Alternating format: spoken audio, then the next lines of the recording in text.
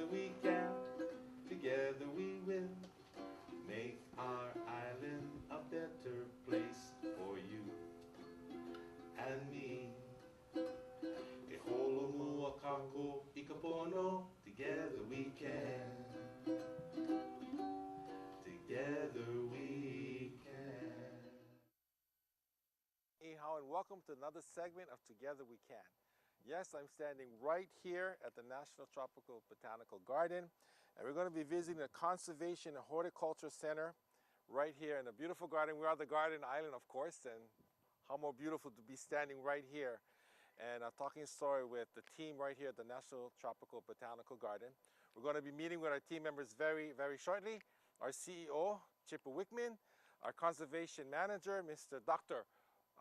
Burley, and of course our nursery manager, Ashley. Ashley will be coming in very shortly. Right, Ashley? Okay. Ashley Trask, that's what it is, Ashley Trask.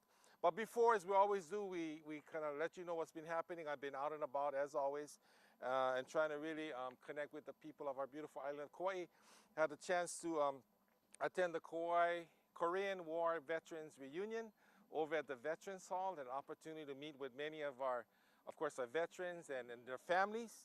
And we had a nice dinner there, and just to thank them for their service, thank them for their hearts and souls, thank them for their hard work and understanding how important they are to us here on Kauai as well as throughout the United States of America. So I had a really nice time to meet with our Korean veterans at the Veterans Reunion and had time to meet, of course, with the staff members there, Ida and her team, along with, again, the families from different parts of course, throughout our beautiful state of Hawaii.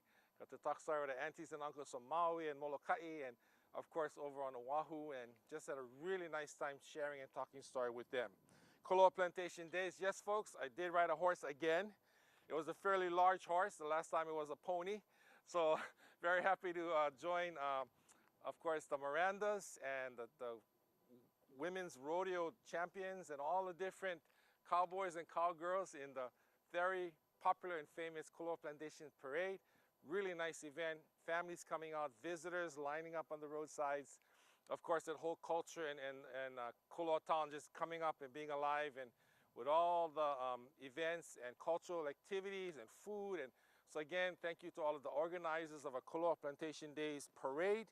Really nice event there. And again, had an opportunity to really talk with all the different visitors and of course all the different people in the parade and the whole aulea that happened right there at Koloa Ballpark. So once again, mahalo to all of you. Great event, Koloa Plantation Days Parade, and all of the events as we built up to that one beautiful parade day. Did wake up early Sunday morning and attend the Keiki Fun Run over at Poipu Beach.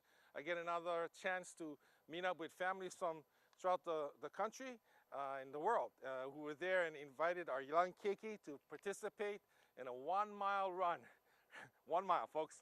And I did not run with them. I kind of walked along and kind of encouraged them to come back and cheer them on, and all in the spirit of Koloa Plantation Days, of course, and health and wellness. So really nice event for a keiki. And then the keiki ukulele competition, which was held over at Kyoki's. Kyoki's business there was a wonderful opportunity for a keiki from 5th grade all the way up, who had the chance to really share their musical talent, playing the ukulele. Some just played music, instrumental, as well as singing and all of the above. So anytime we can inspire a keiki, I believe, to not only play the active sports, but to get into the music side and the art side of making a whole well-rounded child is great, and I support that. So again, very nice to hear and see our young keiki playing the ukulele and sing their songs one by one. And really, we even had a team from Colorado who was there with their ukuleles. See? So we're bridging and connecting throughout the world like we're doing right here at the National Tropical Botanical Garden. All the main connections and partnerships that make this place a very special place. And lastly, of course, the Veterans Center Photovoltaic Blessing.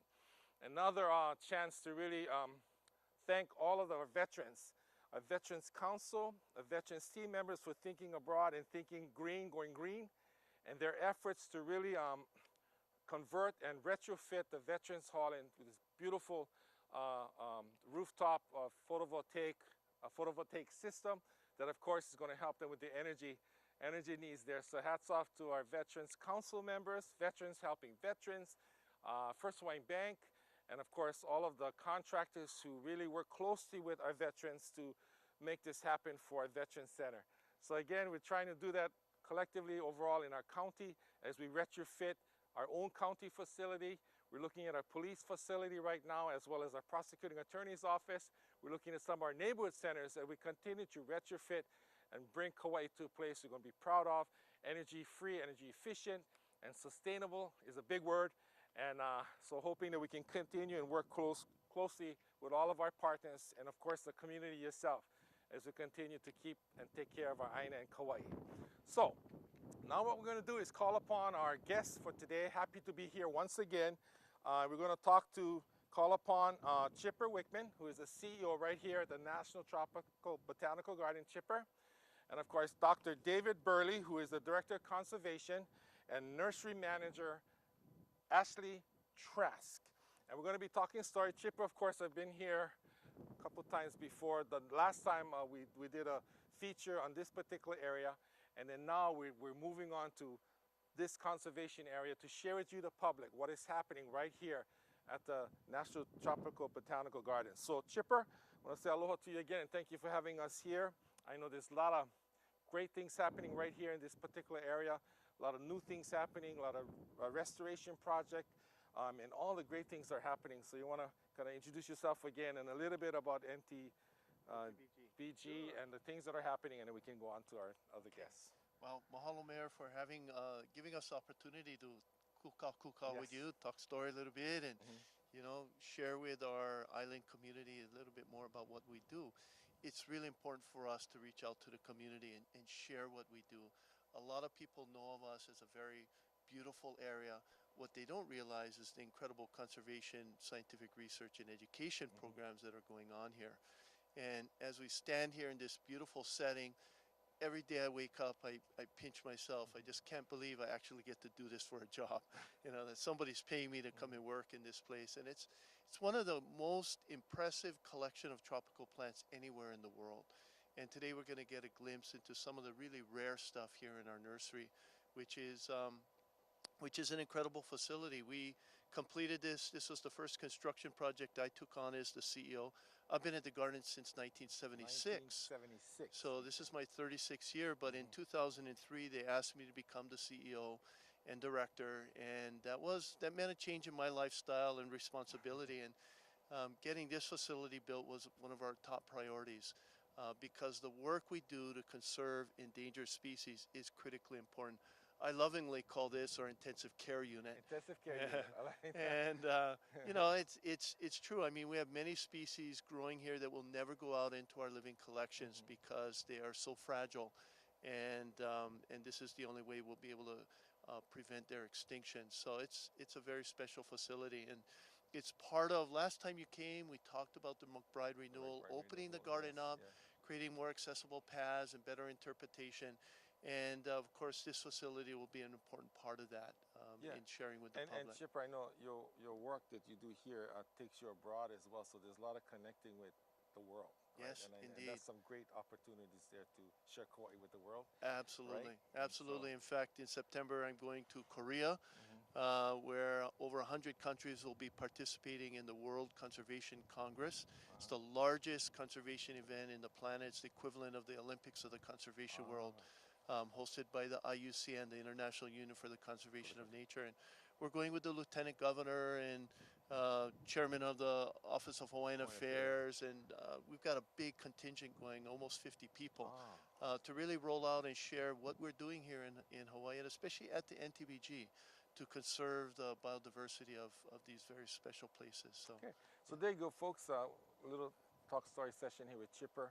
And we're going to ask Ashley now if she can introduce herself. Ashley Trask, and you're the nursery manager, right? Yes, I am. So a little bit about yourself and what's happening here under your direction. So I'm in charge of keeping everything alive, from seedlings all the way up to some of the, like Chipper was talking about, permanent collections, things that stay here to just be sort of backup genetic stock. And so anything from propagation to just the day-to-day watering. I supervise groups of volunteers Monday through Friday, anywhere from 3 to 40 people a day. A day? A day, yeah. And I also was lucky enough to have 5 interns this summer from the community that came in and worked with me. So So the interns are like from the college students or more? I had 1 college student and 4 high school students. So it just depends on what I get, but they're great. Okay, and so how long have you been doing this? I've been doing nursery work since I was probably 15. And I'm 34 now, so 34 now, so yeah, it's been a while. Yeah, it's been a while. But I've only been here for 3 months. Okay. No, so that's great. I mean, you know, Yeah. this is the best island in the whole wide world. I know, You it's know amazing. what I mean, right? Yeah, no, Let I've alone lived being here in for the 6 garden. years, so I love it here. I can't imagine living anywhere else. Yeah. Okay. So thank you for that, and we'll be talking with Ashley more as we visit the actual facility. So Dr. David Burley. Yes, aloha. As the Director of Conservation, I head up a staff of about 12 professional level people as well as interns, volunteers, and so forth. We focus on really 4 areas of conservation from beginning to end, so to speak, but it's a complete loop, starting with our collection of plant materials, seeds and cuttings and so forth of even some of the rarest plants here in Hawaii. We then curate these materials, meaning we have to keep up with where they came from and where they went and what happened in between, their genealogy, so to speak. We then propagate these materials, and this is the work that Ashley and the Living Collections Department are in charge of, to grow these things in the greenhouse setting and then get them toughened up and ready to go out. And then we introduce them back into nature, so to speak. Some of them will, of course, stay right here in our living collections and our restorations here on the garden. But the conservation program here is much bigger than that. We really integrate our efforts and our priorities with conservation efforts throughout the state. And so we work with state and federal agencies to provide plants and expertise for them. But we also work with a lot of private landowners, both large and small, to create an interest in helping to save this rare flora. You know, Hawaii has 345 endangered species at last count. 345 endangered species. 345. That's almost half of everything on the endangered species list for the United States, even though, of course, Hawaii is 0.2% of the land area of the United States. Half of all those endangered species, approximately, are found right here on Kaua'i, quite a few of them exclusively on Kaua'i. So we have a big responsibility here on our own little island to protect what is actually a large component of the total biodiversity of the United Dr. States. Bernie, you know, so tell people, I mean, how important is this for our island, for Kaua'i, really?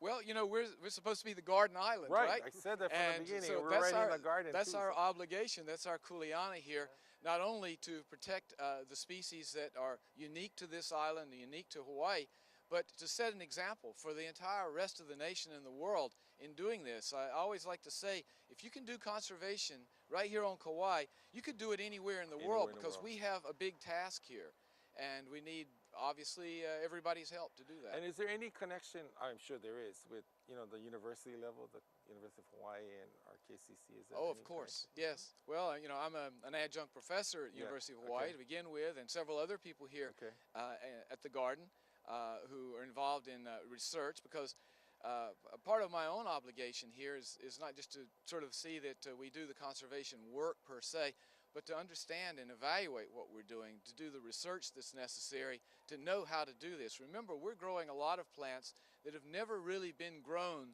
in captivity before, so to speak. Never been grown in captivity. They're coming from the wild. We're trying to get them back to the wild to help increase their populations and deal with the things that have made them rare in the first place.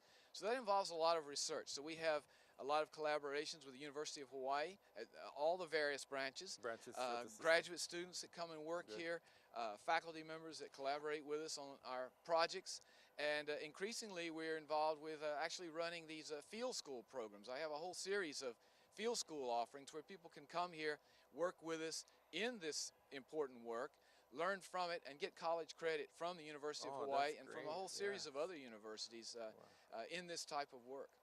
That's great. I mean, connecting and offering opportunities for young people. That's right. All ages, right? Well, as Chipper and I are always saying, we like to grow plants, but we're also growing people. I love that one, growing plants and growing people. Yes. Okay, so thank you for that. Before we go in, and we can ask Chipper a few more questions, just overall, Chipper. So I heard from Dr. Bernie, of course, and Ashley and the work that she does here. But this facility itself, we're going to go inside very shortly, folks. You're going to see what's happening here and the work that is being done here. So we're going to enter this facility. What are we going to see, and how has this whole facility come about? Well, depending on how much time we have, Mayor, one of the things we talked about was going through this facility as a plant would. You know, our collectors, as Bernie said, we do the whole gamut, including the discovery of new species. Our collectors have discovered over 120 new species to science. So when those collectors come out of the field, whether it's new species or rare species or even common species, it comes in and it is given a unique accession number. It goes into our living collection database. We have a fiber optic cable that runs from here up to our research center up at our headquarters. So our databases are linked together. And then it goes into our propagation areas, eventually out into the greenhouse, and then cycles through. And as Dave was talking about, we harden them off. They get used to the cold, cruel world out there, so to speak, because in the ICU unit, they're getting a lot of attention. I mean, Ashley is on them every day, multiple times a day, watching these things, making sure you have just the right moisture levels, sun levels, nutrients. But eventually, they need to be acclimatized to the world. And so we have a whole system that's been developed So within here. this system, and from here, of course, goes out somewhere in the Exactly, garden. either out into our living collection. I think last year we put about 4,000 individuals out into our living collection, and then another 5,000 or more out into our restoration project. So lots of plants are coming through this facility every year and going out into a more permanent location. Got it. Okay, folks, there you go. Just a brief overview on, of course, meeting our guests here and then having to go right inside. So we're going to do that very shortly. So thank you, Dr. Bernie and Ashley, and of course, Chipper. We're going to take a short break. We're going to take you inside the Conservation and Horticulture Center. And we're going to show you the great and exciting work that has been done, from research to malama and taking care of our plants, and then the process that it takes to really look forward to where they eventually end up somewhere in the garden, and keeping track of all the different great exciting things that are happening here. So we'll take a short break. Chipper, Ashley, and Dr. Bernie will take us inside, and you're going to be excited. So see you right back. Aloha and welcome back. We're standing right here, I'm going to say, in the pavilion area of this wonderful facility. And I'm standing, of course, with Dr. Bernie and Ashley, and we're going to get a little bit more specific. Now, I understand Chipper gave us an overview of the facility as a whole, and now we're going to take you down into some of more of the specific areas. So, Dr. Bernie, I understand there's about, what, 20,000 or so endangered species that are in this area right here. 20,000 plants. Plants. So you can tell us about that, and how is that worked out? Well, you know, this is an intensive care unit, as Chipper said. But another good way to understand how this place works is think of it as a plant factory. Plant factory. And the best way to understand a factory is to follow the product right through the operation. And it really sort of starts here in a way. This is our interpretive lanai. So this is a place where volunteers and school groups and so forth can come in and learn about what we're doing. But this is also where our field botanists come in with materials they've collected. It might be seeds or cuttings. And they bring them into these rooms over here, where essentially they have to get logged in. That is, they get an ID number. We get all the details down about them. Right in here. That's right. And to go back to the sort of the hospital analogy, this is also where we do the triage, where we decide what are we going to do with this material. You know, what does it need, and how can we address those needs? And of course, again, so I can clarify, it's 20,000 native plants. Yeah, there are about 20,000 plants in here at any given time, but you know, that's like inventory that's moving through this process. Okay, so this is the nursery. So it moves into this area where it gets sort of logged into the records, because let's face it, if we don't do that, Ashley doesn't know what she's got to work with here. So this is how these things get registered into our inventory, so to speak, and we make a decision. Now, if it's a really hardship case, a plant that's extremely rare and we've had trouble growing it before, and we know from the work that Ashley's been doing with it, that it's going to require special care. It may go into this lab facility over here, which is our micropropagation laboratory, which is just a fancy, well, that's a fancy way of saying it's going to get extra special attention. We may do tissue culture with this, or we may be doing something that requires an entirely sterile environment to protect it from plant diseases. In any case, most of our plants don't go there. That's too expensive and too time-consuming. They go on beyond, they get logged in, and then basically these things move right on through this facility, and we have to make a decision. Are we going to grow them right away? In other words, does Ashley get them, or do we store them for a while in case we need them later? We may have plenty of that, or we may not want to address it right now, or we may want to get it right into the facility. So if it's not going out right away, then it may go into our seed bank. Now you'll notice over here there's a building, looks like a storm shelter, because in fact it is a storm shelter. This is where if we have really precious materials to protect in the perish the thought, the case we had another hurricane, it would go into this Category 5 hurricane-proof facility where we keep our seed bank, where we have literally hundreds of thousands of seeds of rare plants and all the materials we may need later. We may need it not now, but later on. So it has to be stored, specially dried, specially refrigerated, or even frozen. Strangely enough, frozen. Imagine, Mayor, that you take tropical seeds and freeze them to protect them. That sounds crazy, but in fact, research has shown that many of these will keep longer if we put them to sleep entirely. And so they go into our seed bank in that case. But if not, then they go to Ashley. And we're going to go out now and see what Ashley does with seeds that need to be germinated, or with cuttings, which of course are precious things that are going to die in just a few days if we don't do the right thing with them, where we may actually trim off bits of a plant and clone that in our mist house facility. So again, Dr. Bernie, just before we leave this area, this is where all the plants come right in this area, and it's kind of sorted. And then the laboratory is here, right? That's right. They go over to that area first to get logged in. And then now this is where we kind of can secure, just should there be any type of disaster situation. We put our rarest things in there in the event of a disaster. There you go, folks. I mean, this whole thing makes a lot of sense. You're going to see more. We're going to visit with Ashley, anything you want to mention before we get out into the nursery? No, I think overall, I'm good. Yeah.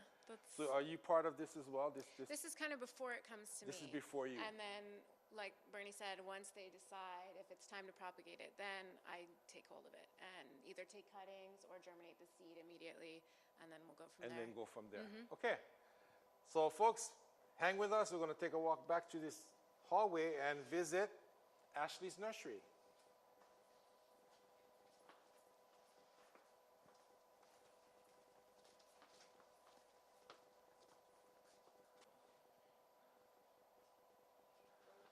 Okay, here we are in Ashley's nursery. Ashley, let's start right from here and just work our way down this way. So go ahead. Okay, hi. Welcome to the nursery. We're going to walk over here to the propagation mist house, where a lot of the cuttings that we were talking about earlier, they get brought right into here. So Ashley, once again, the propagation mist house. Mist house. Yeah.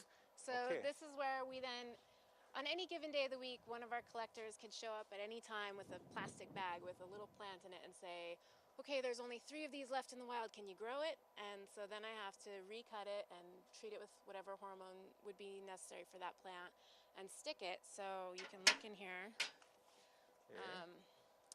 There's misters throughout here that come on every half an hour to keep everything moist. And then we put them in these various substrates and they root, hopefully, and then we pot them out. From here, they go into the greenhouse, which is over there. Okay, let's hold on. So from the mist house. Yeah. And this is where the plants come here and yeah. Okay. Yeah, this is where they come and root. Usually it takes anywhere from 2 weeks to sometimes up to 2 months to root.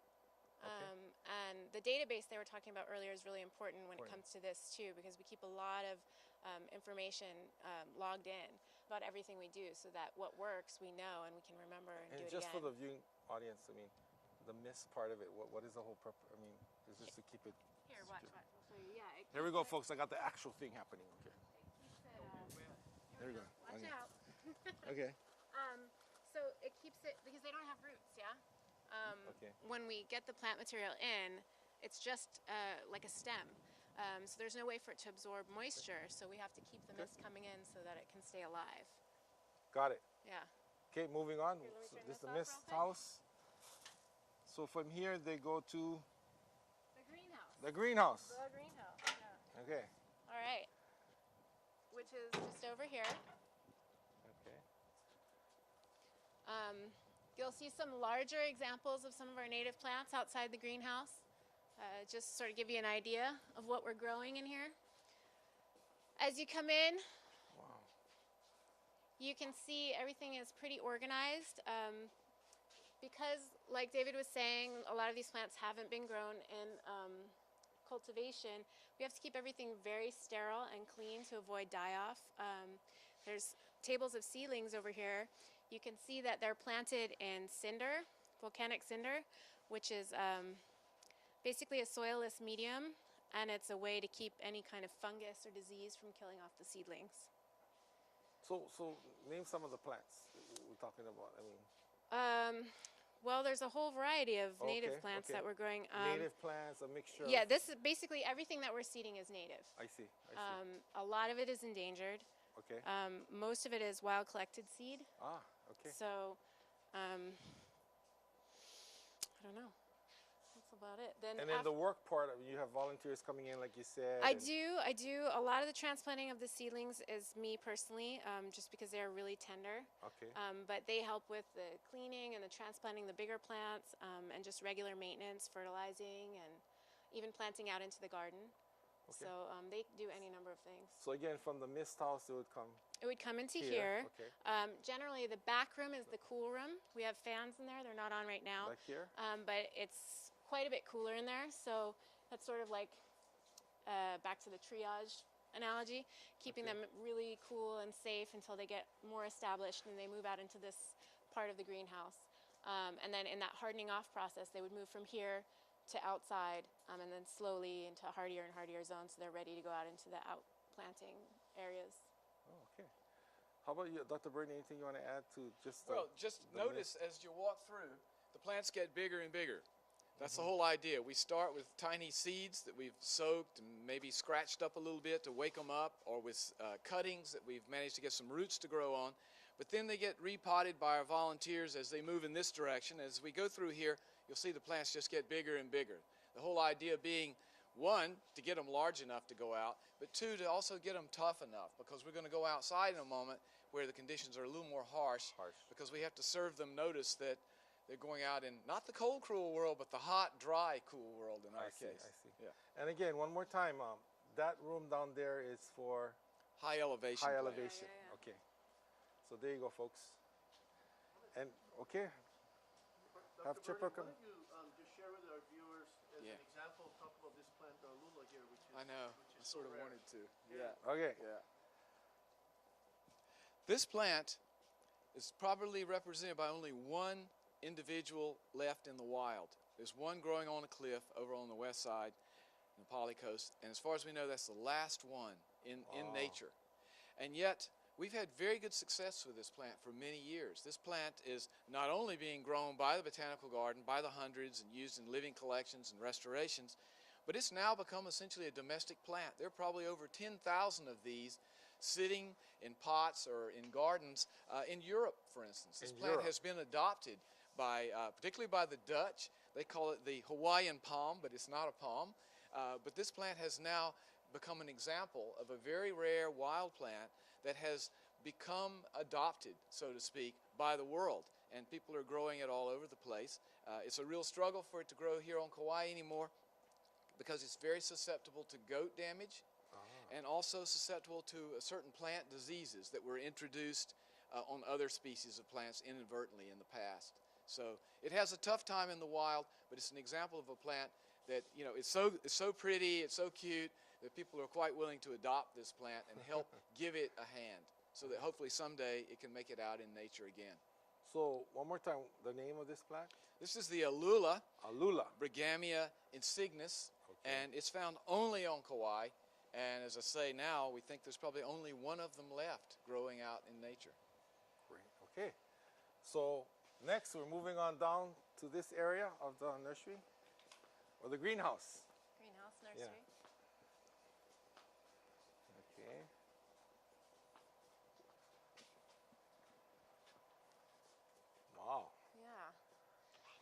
this is the shade house. This would the be the next shade step. house. You can see the shade cloth above, Yeah. keeps everything from getting burned. All these polypoli ferns, this is a good example of something that gets planted out on a regular basis. We send truckloads almost every other week to Limahuli and other outplantings for restoration sites. Okay. And we have, let's see, our All super kind. rare pep species are in the back. Okay. You can see some bigger brigamias back there on the right. So the far end on the right, Mm-hmm. that's Bergamias. Mm-hmm. Alula. The alula that Oh, we just saw. okay, Yeah. okay. Yeah, get an idea. And right next to the other ones in the greenhouse, we have a bunch of babies. So we have them from tiny, tiny seedlings all the way up to full size. So kind of fun. And then moving out this way, as things get ready, not everything goes out to the full sun, but a lot of things do. So, oh yeah. So we have a full sun area down there, which is usually the last step before getting planted. And full sun meaning they're on their own. They're That outside. means they're on their own. Yeah, they're on their own. Good luck. From the mist room to Yeah. the greenhouse, greenhouse. and now the shade house, Shade house and outdoors. outside, yeah. Hey, Sunny nursery. Mm-hmm. And then tough love. Yep. and tough love. Hey, it's just like the cycle of our kids, right? Tough love, right? Growing one step at a time, right? Chipper Wickman? Trying to grow our plants, grow our keiki. This is our kids. Now what is this? Some This extra guy stuff? is the Chenopodium. Avail, avail. They call it that because, you know, the seeds and flowers, when you crush them, it's not, it smells like a fish. Yeah, yeah, yeah, yeah. Yeah, it's really fun to trim it. Yeah. Yeah. So right in this part of the nursery, Mm-hmm. you have probably a amount of I think roughly total in roughly. the nursery is 30,000. 30,000. Approximately within, give or take 500 plants, yeah. So I'd say this is about half of it in the greenhouse and over here. Okay. And then the other half being out in the sunny nursery, Okay. which is kind of where we're headed now. This is the beginning of the sunny nursery here. So this is the sunny nursery. And we call this the dry native section. The irrigation is a little bit lower. We have a dry native and a wet native. Is this so- a hibiscus? No. I see a red flower up there. So this, again, the outdoor portion of the nursery that keeps everything. Yeah, and this is where our volunteers work. I'm not sure where my interns are. Right They're here? probably doing something somewhere. But yeah, this is the potting area. So we have cinder and compost mix here and potting soil on the other side. We have to sterilize all our pots, so that's another thing that Can I make like I'm planting something? you can make like you're planting something. You could even plant something if you Here we really go, wanted folks. What is this called? This is the That is potting mix. potting it's mix made out of is made out perlite of- and cocoa fiber. say that again. Perlite, which is the little white balls, Perlite, folks, and cocoa fiber. and cocoa fiber. Mhm. So this is what we use. Yep. Right. Okay. Very good. Yeah. And this is That is cinder and compost cinder, folks. Compost. Compost. mixed okay. in. So All that's not the same as what we plant the seeds in. The seeds are planted in straight cinder. This actually has compost for potting things that like to be a little bit drier, things that don't like to be in the potting soil mix. And Very then good. behind you is where they wash the pots. Oh, back here. Yeah, that's a fun job. Okay.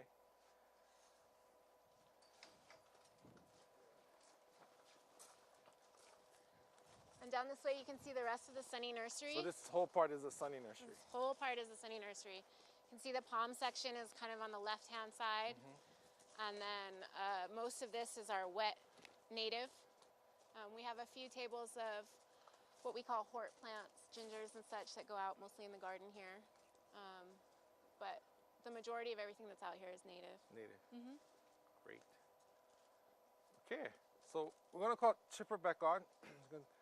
Kind of talk about what we just kind of visited everything, Chipper. This is an awesome experience for me. I've never been in a place like this, all coordinated, and I know from this point it kind of goes out yonder somewhere eventually, right? Yeah. So just some of your thoughts as we move towards this wonderful experience. For us. Well, Mayor, I think you really captured it when you say, wow, this is just like our kids, you know? And if you think about our kids when they're born, they are completely dependent on our care. I mean, we're feeding them with the breast or the bottle, and Yeah. and eventually they graduate to a little bit stronger Stronger. food, and and then they get to be teenagers and they really think they know And then everything. they fall down, you pick them up But again. they still need some help, and eventually they're out on their own, and that's Yeah. exactly Perfect. I love that. exactly what we're doing here, and we think of these really as our kids, and these plants have evolved here in Hawaii over millions of years. They evolved in what we call climatic ecosystems, where change came very slowly. New things arrived here every, maybe every 10,000 years. So that was a long time between change. Man has accelerated, I don't Right. mean man, people, humans have accelerated change so that things arrive here constantly in our airplanes, in our ships, and so change is coming a lot more quickly. Does that mean that these plants are destined to extinction and evolution? We don't believe that. We believe that with a little help from us to try and maintain that pono balance. I love that. It's all about pono to me. It's about creating balance in our ecosystems and trying to level the playing field. If you level the playing field, these guys can hold their own. They evolved here. This is their home. So Chipper, why? I mean, for the viewing audience, just a simple Yeah. question: why is it important to find that balance within an ecosystem overall? Well, yeah, that's a great question, and we're our people who are helping us with our marketing. They want us to say, well, you need to tell people that if they lose this plant, they're going to lose the cure for cancer. They're going to lose some kind of direct economic benefit. It's not always that simple. We like to say we're saving plants and saving people, but we don't really know. Majority of these plants that we just walked through, nobody's researched their value. And yet they're part of what we call an ecosystem. Think of that ecosystem as a web of life where everything is interrelated. The problem with a complex ecosystem is as you start to lose components of it, there's a domino effect. That beautiful alula plant that Dave Burney was talking about, one of the reasons it is so extinct today is, yes, goats are eating it, and we have loss of habitat from molasses grass and invasive species, but we lost its pollinator. And its pollinator is a large native moth, and when that moth is in its little worm, the larvae form, it's host specific on another plant. And so as you lose that plant, you lose the ability for the moth to reproduce. The moth is the pollinator for the alula, and it's a chain reaction. And as that reaction rolls through the ecosystem, we lose biodiversity. Okay. And biodiversity is essential for humanity. One of our chairmen asked me, he said, I want you to figure out why somebody in Des Moines, Iowa would want to support the work we're doing on Kauai. And the truth is, the tropics is the home of 80% of our planet's biodiversity. There you go, folks. The tropics is the home of 80% of the biodiversity on our planet. On our planet. We're going to take a short break right now.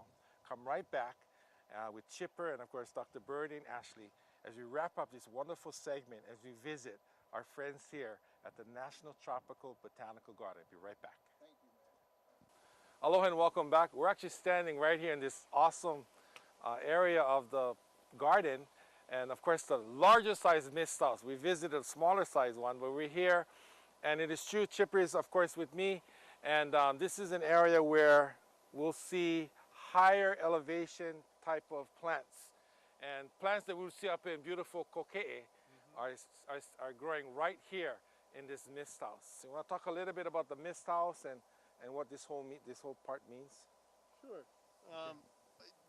We're replicating a higher elevation, so the plants that would normally grow up in the cloud forest, and so the mist chamber here is really just keeping moisture, so these plants feel comfortable, they feel like, olo, like they're at home here. But I'd like Dr. Burney here to talk a little bit about some of these plants that are flowering here, to give us an example of their uniqueness and their coevolution with some native birds. Yeah, this plant right here is a really good example of how botany can be quite exciting here on Kauai. This is a cyanea. It's one of the things in the lobelia group that is so diverse out here in Hawaii, and particularly here on Kauai. And Natalia Tangelin, one of our field botanists, found this on Makalea Mountain, which is that remote mountain in north central Kauai. And we don't know yet for sure what species it even is. We know that it's in that group. And these kinds of plants are very interesting for this whole story of coevolution, because these were, for the most part, bird-pollinated plants, and our native honey creepers, of course, are very rare, and they're very challenged now. They really can't live down in the low elevations because of the avian malaria and the bird pox, these diseases that were brought in. But they were actually pollinating these plants by sticking their bill down in these long tubular throat of the flower to get to the nectar. And usually the flower is curved a little bit, just like the beak on the EEV and so forth. And in the process of getting the nectar, which was their primary food, they're also pollinating these now very rare plants. Very rare, okay. And then Chipper, how does this fit into your strategic plan, just overall? I mean, Well, we created this mist house here because in terms of our strategic plan, part of our goal is not to just preserve these things, but to share with the public. We need to engage the hearts and minds I love it. of our public. And so we've created this as a place that our visitors can see. come. Otherwise, they will never have an opportunity to get to know these plants on a personal basis and understand how unique and how rare they are. I mean, as Dr. Bernie said, we're probably standing next to a new species that has yet never been described by science. And so for us, creating an opportunity that's beautiful and engaging to share this story where our visitors can so come. not only to preserve, but to share. Exactly. That's exactly. the message I'm hearing from you. And that was our message the last time you Right, came right, here was, you know, how do we make the garden more accessible to people? Because this is such an important resource. This is on an international scale. This is a key resource in the global strategy for the conservation of plants. And that's an agenda of the United Nations. We're part of an international collaboration. And what we're doing right here today is a key part of that. So in following up to what you just said, when working and sharing with the people, I understand Arbor Day and some other key days, you have a plant giveaway That's right. program? Yes, we do. And that's working within the community? Absolutely. Right? Yes. So you would share with that, or is it Sure. Dr. Dave or Ashley, Ashley? you want to talk about Talk our, about our the plant giveaways giveaway. at Arbor Ashley, Day? come on, girl. Although- Arbor Day and at the Garden Fair is Right. one of the 2 days, but Right. just in general terms, what is this whole opportunity about the plant giveaway? So we've been growing out some various native trees that are easier to grow, not super rare stuff, for the public, so that we can give them out and they can have. These things aren't always available, you know, at Home Depot or Walmart when you go to buy plants. So this is a way for people to have access to a lot of these native plants and put them in their yards and, you know, use them in a landscape function. And I love it because it just says for the CEO himself, we're trying to share, give out, and everybody grow. We all grow Kaua'i together, right? Exactly. Yeah. In the right way, to the right direction. Okay, I love that. Now, I understand also, like you just said, Chipper, people come and visit. So for the viewing audience, yes, you can come and visit this beautiful garden. How does it happen? What are the days of operation so you can come and visit the Mist Garden? We're open 7 days a week. 7 days a week? 7 days a week, Mayor, and we're open for both guided and self-guided tours. And of course, you know, one thing, since we're on camera here for our local audience, most people on this island, if you ask them, have you heard of the National Tropical Botanical? Oh, sure. You know, they think we're Allerton Garden. We are so much more than that. And the McBride Garden that we're rolling out, we're literally raising millions of dollars to make it more accessible and more interpretation. It's amazing.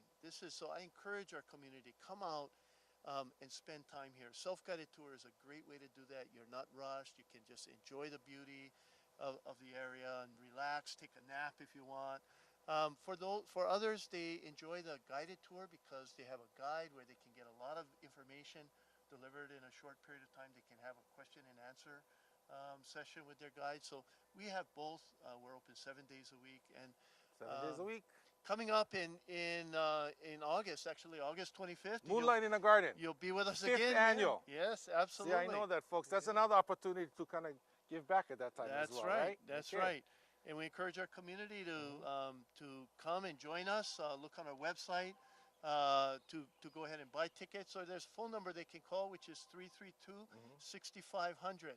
And I'm told to remember that because on 65 is when you retire. But who knows? I might go to 75. This Again, is such a wonderful- 332-6500. Yes, for tickets for 6500. this wonderful beautiful event, folks. Been Yeah. there. My wife and I, Regina, just love it. It's our biggest fundraiser of the year. It's very important to raises money for all of our Okay, programs. so wrapping up this segment of Together We Can in the Mist Garden, we're going to start off with Dr. Bernie down there. Just wrapping up your final thoughts and giving the viewing audience just your mana'o as we leave this beautiful garden. Well, I just like to remind people from Kaua'i that this all belongs to them in the sense that this is their natural heritage. This is in many ways also their historical heritage. Hawaiian culture turns on nature. It all depends on having those materials there that were part of their legacy. And so here on Kaua'i, and particularly here at the National Tropical Botanical Garden, what we're trying to do is we're trying to help Kaua'i continue to be the thing that makes Kaua'i unique, which is its natural heritage. Thank you so much, Dr. Bernie. Ashley?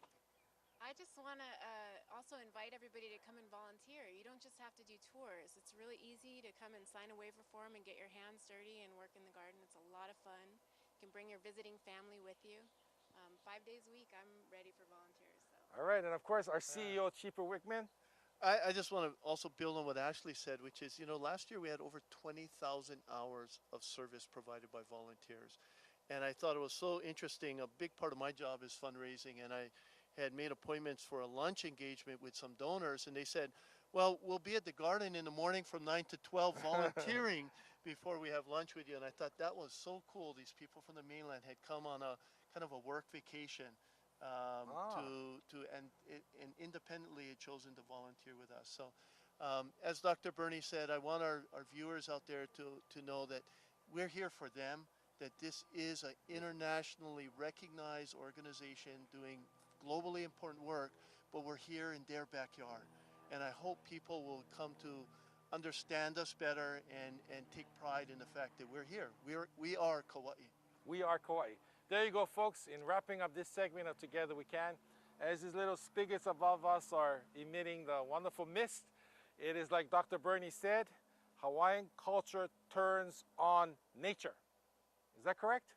That's right. Right. And of course, on behalf of CEO Chipa Wickman, and of course, Ashley Trask and Dr. Bernie down there, thank you for tuning in once again on another segment of Together We Can. We're right here in the garden at the National Tropical Botanical Garden.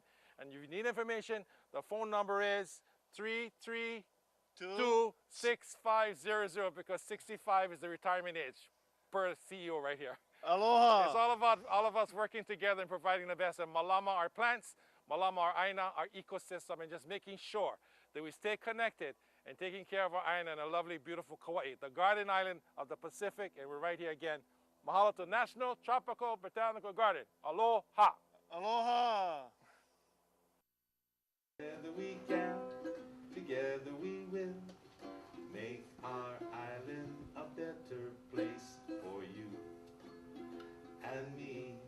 E holo mua kako i ka pono, together we can.